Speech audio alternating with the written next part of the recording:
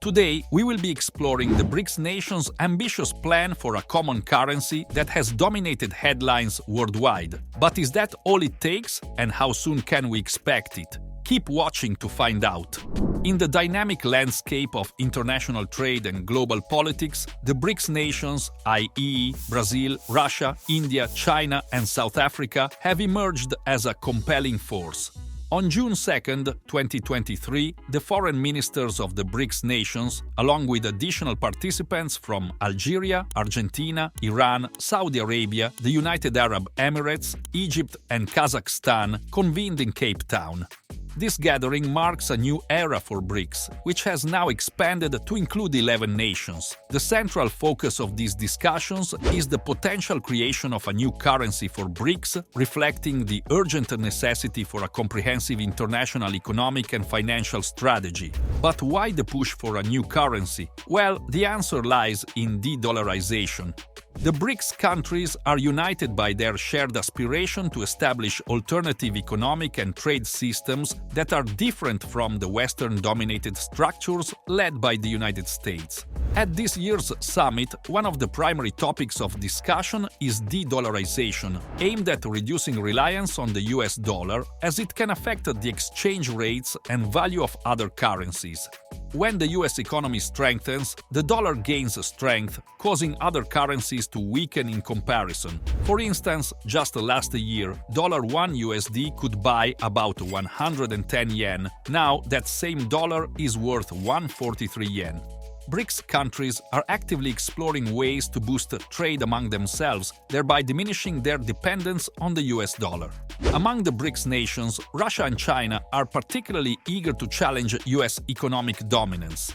The drive for a new BRICS currency began with US sanctions against Russia after the Ukraine conflict, and a shared currency could cement stronger economic ties and create new geopolitical alliances, furthering their de-dollarization agenda.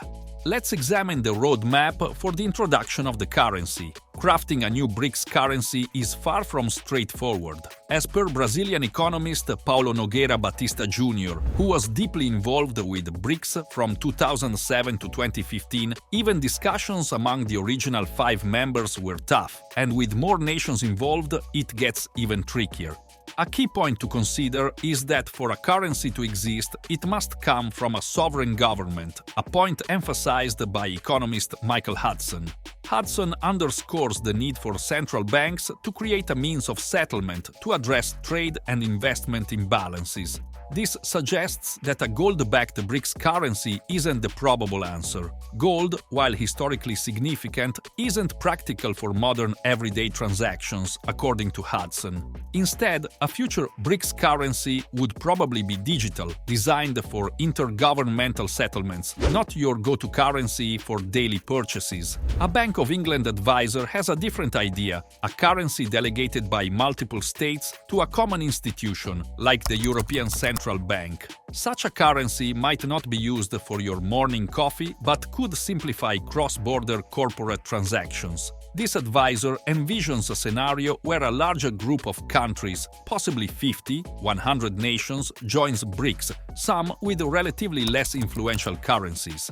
The nations with small currencies might prefer a robust common currency for trade instead of the US dollar or yuan. At the same time, this approach could reduce debt and boost liquidity for BRICS. The new development bank in Shanghai, currently led by former Brazilian President Dilma Rousseff, plays a central role in this transformation. However, the prospect of the BRICS bloc becoming a direct competitor to established reserve currencies, particularly the US dollar and the euro, and thereby achieving full-scale de-dollarization, remains challenging. The analysis suggests that only China, with its robust and diversified economy, has the potential to create a genuine reserve currency that can rival the US dollar and the euro. Yet, the path to this achievement is hindered by capital flow restrictions and other obstacles. What is the Chinese connection with the new currency? In the ever-evolving field of the global economy, China has its sights set on boosting the yuan's role in international trade and finance.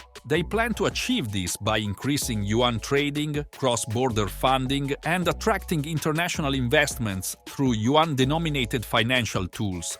The ultimate goal is to boost the yuan's presence in the global market and counterbalance the dominance of the US dollar and the euro. However, as the analysis suggests, the yuan is not in direct competition with these established currencies due to differences in their development and the existing limitations on capital flows. So, what's the likely scenario? More countries adopting the yuan, aligning with China's strategy to expand its global influence while diversifying its currency's presence. In conclusion, while the creation of a BRICS currency remains uncertain, the discussions surrounding it reflect a broader effort to reshape the international financial landscape.